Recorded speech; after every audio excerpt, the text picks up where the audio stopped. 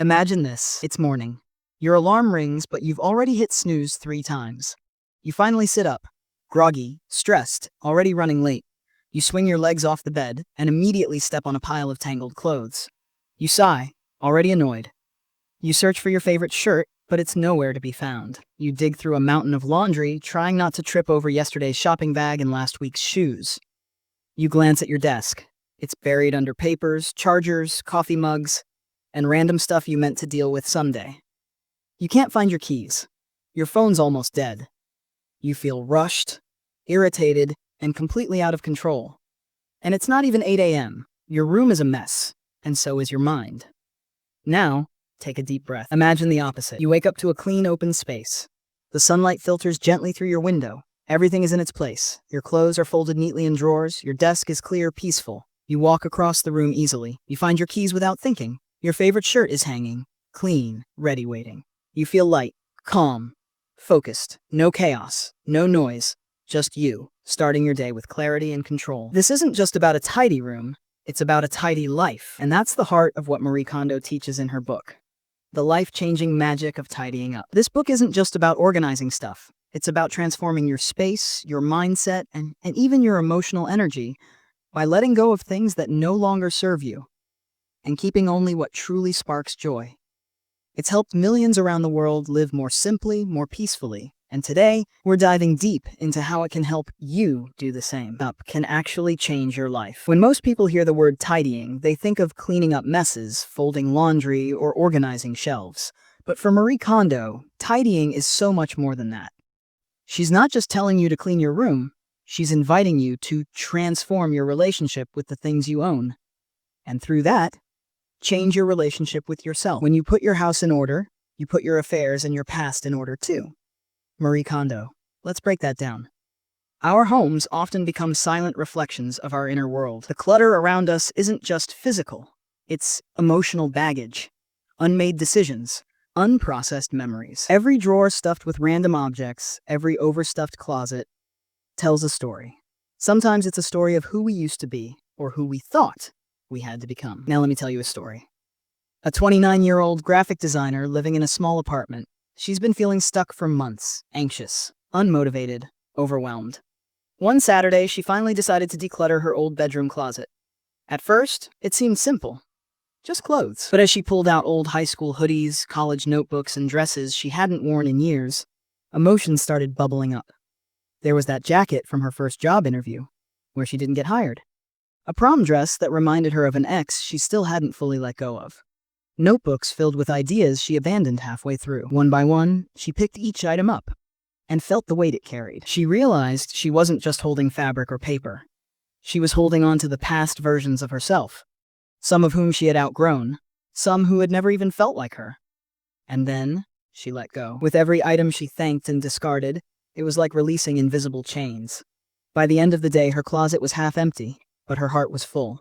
She felt lighter, more peaceful, more herself than she had in years. That's the kind of life-changing magic Marie Kondo talks about. Tidying isn't just about where things go, it's about why you keep them in the first place.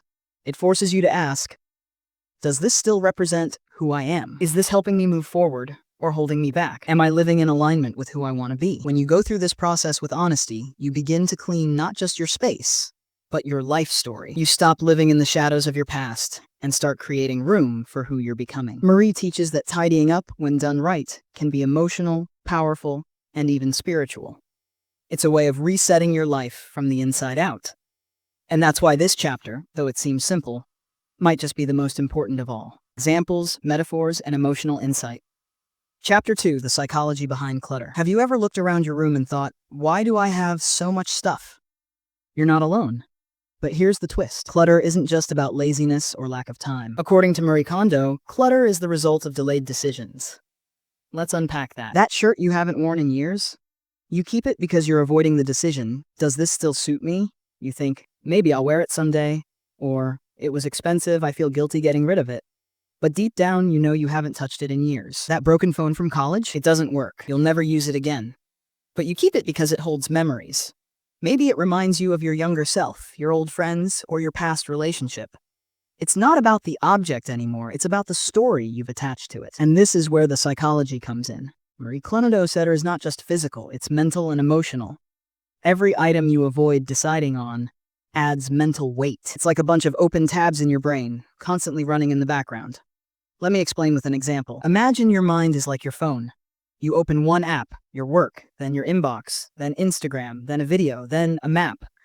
You don't close any of them, you just keep switching. Eventually your phone slows down, it lags, it overheats. That's exactly what happens when you live with clutter. Each item sitting around without a purpose is like an open mental loop. Should I keep this? What if I need it someday? I feel bad throwing it out. You're not actively thinking about all these things, but they're there, creating background stress, draining your energy, distracting your focus. Key insight: clutter equals decisions you haven't made yet. It's not the stuff, it's the emotional avoidance behind the stuff. And that's why, when you finally declutter, you don't just feel cleaner, you feel lighter. Because you're not just throwing away objects, you're closing mental tabs. You're freeing up brain power. You're giving yourself clarity. In Marie's method, every object you touch asks you one powerful question. Do I want to carry this into my future? And that question isn't just about things. It's about identity. It's about growth. It's about what kind of life you truly want to live. This chapter is a wake-up call, not just to clean your space, but to face the decisions and emotions you've been avoiding. Because once you do, you stop carrying yesterday and finally start living today. Engaging explanation of Chapter 3, the KonMari Method, a different way to tidy, designed perfectly for a 10 to 20 minute YouTube book summary script. It continues the relatable, emotional, yet practical tone your audience 16 to 40 years would connect with. Let's dive in. Chapter 3, the KonMari Method, a different way to tidy. So by now you understand, clutter isn't just physical, it's emotional, it's mental, it's personal. But here's the question. How do you actually start tidying up without getting overwhelmed or quitting halfway? This is where Marie Kondo's revolutionary system comes in, called the KonMari Method. And trust me, it's not your typical spring cleaning checklist. Most people clean like this. You pick a room, maybe the bedroom. You start organizing one drawer, then move to a shelf, then get tired. And somehow, the mess moves from one corner to another. Absolutely. Here's a deep, vivid, and emotionally engaging explanation of Chapter 3, the KonMari Method, a different way to tidy, designed perfectly for a 10 to 20 minute YouTube book summary script. It continues the relatable, emotional, yet practical tone your audience 16 to 40 years would connect with. Let's dive in. Chapter 3, the KonMari Method, a different way to tidy. So by now you understand, clutter isn't just physical, it's emotional, it's mental, it's personal. But here's the question. How do you actually start tidying up without getting overwhelmed or quitting halfway? This is where Marie Kondo's revolutionary system comes in, called the KonMari Method. And trust me, it's not your typical spring cleaning checklist. Most people clean like this. You pick a room, maybe the bedroom. You start organizing one drawer, then move to a shelf, then get tired. And somehow, the mess moves from one corner to another. You clean for hours, but the place still feels heavy. And within a week, the clutter returns. Why? Because this approach doesn't solve the root problem, it just shuffles things around. It's surface level. But Marie's method? It flips the script. She says, don't tidy by location, tidy by category. Let that sink in. Step 1, tidy by category, not by room. So instead of saying, I'll clean my bedroom today, you say, I'll go through all my clothes today, no matter where they are. Not just what's in your closet, but also jackets by the door, laundry in the basket, that hoodie in your car trunk, even the sweater at your friend's house, if possible. You gather everything in one place, and you confront exactly how much you own. And trust me, that moment is powerful. Imagine this. You pile all your clothes on your bed. The mountain rises. You stare at it in shock, thinking, wait, I didn't even know I had this much. That moment of truth? That's where change begins. The exact order matters. Marie doesn't just tell you what to clean. She tells you the best order to follow. 1. Clothes. 2. Books. 3. Papers. 4. Kimono, miscellaneous items, kitchen, bathroom, tools, tech, etc. 5. Sentimental items, photos, letters, souvenirs. Why this order? Because you're training your decision-making muscle. Starting with clothes is easy. You're not deeply attached to a t-shirt. Books and papers require more thought. Miscellaneous stuff is tricky. It's everywhere. And sentimental items? That's the final boss. If you start with emotional things, you'll get stuck. You'll spiral. You'll give up. Marie's order is like a workout plan for your heart and brain. Building strength step by step. Don't do it little by little. Most people think, I'll just tidy 15 minutes a day. Marie says, nope, that's a trap. Little by little tidying doesn't work. You don't build momentum, you don't shift your mindset, and honestly, you stay stuck in the same cycle. Do it all at once. One big tidying festival. This is Marie's boldest advice. Treat tidying like a once-in-a-lifetime event.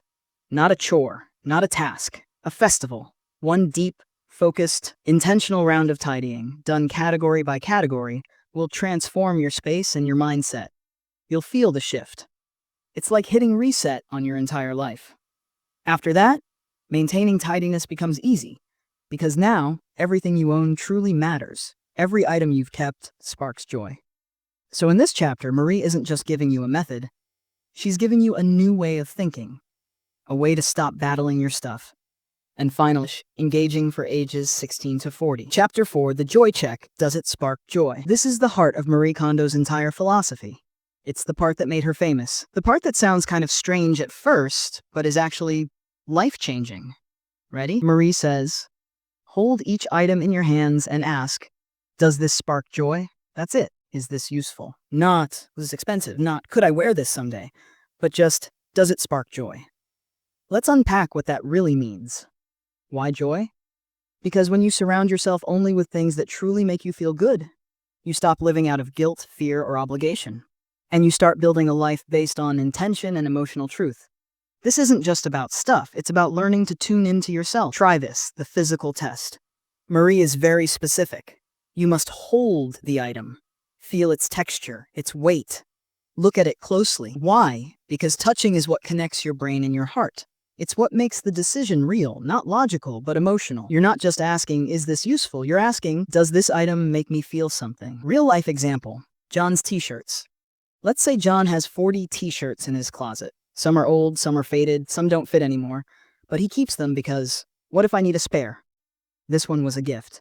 I wore this at that concert in 2015. But then he tries the joy check. He picks up each shirt, one by one, and simply asks, does this spark joy? He realizes only 7 of them do. They're the ones that fit perfectly, that feel soft, that he loves wearing. He keeps those 7 and thanks the rest for serving their purpose. Now, his closet is lighter, dressing is faster, and most importantly, he feels good every time he opens his wardrobe. This is about emotional clarity. Spark joy might sound cheesy, but it's deep emotional work. Because to answer that question honestly, you have to be present. You have to know yourself. You have to trust your feelings. It's not just cleaning, it's personal growth. You're asking, what matters to me? What kind of energy do I want around me? Who am I now, not who I used to be? The deeper shift. Here's the real magic. Once you start doing this with your stuff, you start doing it with everything else. You'll find yourself asking, does this relationship spark joy? Does this job spark joy? Does this habit spark joy? Marie's method isn't just about your closet, it's about how you choose to live. And yes, at first it feels weird. You'll laugh at yourself. Am I really asking my socks if they spark joy? But that laughter, that means you're waking up. You're starting to notice your own reactions. You're listening to your intuition, something we often ignore. So here's your takeaway from this chapter. The spark joy test is not about logic. It's about connection to your space, your things, yourself. Because when you remove what weighs you down, you make room for what lifts you up. Not the solution. Let's be honest. What's the first thing most of us do when we feel our home is messy? We run to the store. We buy baskets, organizers, drawer dividers, shoe racks, even labeled boxes. We tell ourselves, I just need better storage. But Marie Kondo says, that's the biggest lie of all. Because here's the truth. Storage is not the solution. Decluttering is. The storage trap. Buying more storage is like trying to fix a leaky faucet by putting buckets underneath instead of fixing the leak. You're not solving the problem. You're just hiding it better. Those baskets and boxes, they become decorated clutter. You still feel overwhelmed. You still can't find things. Your room still stresses you out. Why? Because you still own too much. Marie's golden rule. Storage should reduce the effort needed to put things away, not the effort to take things out. Let that sink in. We often store things so tightly packed, so perfectly stacked that it's a pain to access them. You know what that leads to? Piling stuff on chairs because it's easier than opening that jam-packed drawer. Never using the bottom box in your closet because you'd have to move 5 things first. Forgetting what you even own because it's out of sight, out of mind. That's not smart storage.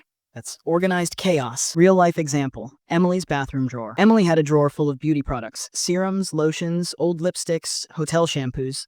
It looked neat. Clear containers, labels, rows. But here's the thing, she only used 4 items every day. The rest, expired, unused, or maybe someday products. Marie's advice hit her. Don't organize what you don't need. So Emily dumped the drawer, kept only what she actually loved, and tossed the rest. Now, that drawer feels spacious, simple, and most importantly, easy to use. The psychology behind it. Why do we cling to storage? Because it feels safe. It lets us delay tough decisions. I'll keep this, just in case. I'll store this. Maybe I'll use it later. But Marie teaches us, if something doesn't spark joy, no amount of storage will make it worth keeping. Instead of buying storage to hide your mess, ask why the mess is there in the first place. Shift your thinking. Old mindset, I need more storage. New mindset, I need less stuff. Because true tidiness isn't about finding a place for everything. It's about choosing to keep only the things that truly belong in your life. Minimalism versus joy. This isn't about becoming a minimalist and throwing everything away. Marie is not anti-stuff. She's pro-intention. If you love something, keep it proudly. Display it, use it, celebrate it. But don't keep things just to hide them. Final thought, don't focus on storage solutions. Focus on clarity, on decisions, on joy. Because once you reduce the excess, you don't need fancy boxes. You don't need clever shelves. You just need a space the best place to start. Let's be real. Decluttering your entire home can feel overwhelming. Where do you even begin? Marie Kondo makes it simple. Start with your clothes.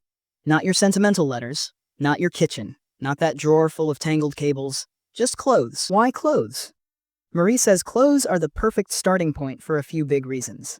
1, they're not too emotional. You might feel sentimental about old photos or gifts, but that hoodie from college? Not so much. 2, you see fast progress. When you go through clothes, you get results instantly. Fewer hangers, clearer shelves. It's motivating. 3, you use them every day, so the impact is immediate.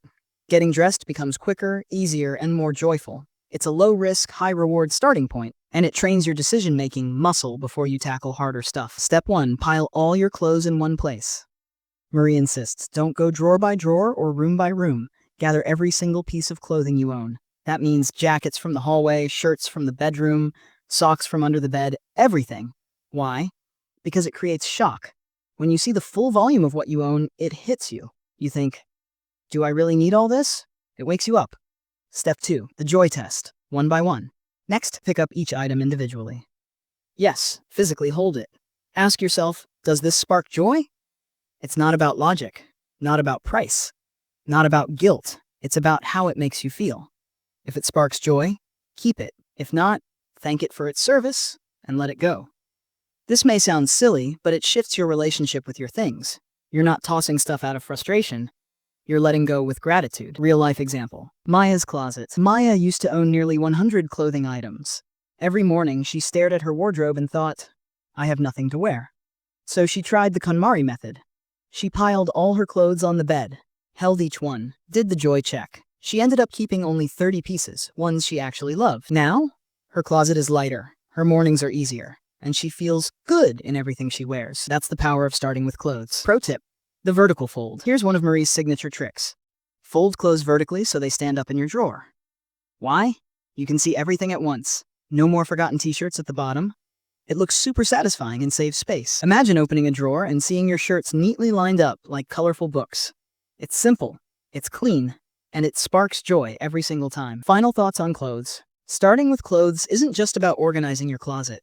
It's about building momentum, strengthening your decision-making skills, learning what joy actually feels like. Once you master clothes, you're ready to tackle bigger, more emotional categories. In the next chapter, Marie takes us deeper into books, papers, and the dreaded miscellaneous stuff. But for now, take a breath and look at your wardrobe. Because sometimes, changing your life starts with changing your shirt drawer. Let me know if you'd like the next chapter in the same style, or if you'd like this whole series stitched together into one complete YouTube script.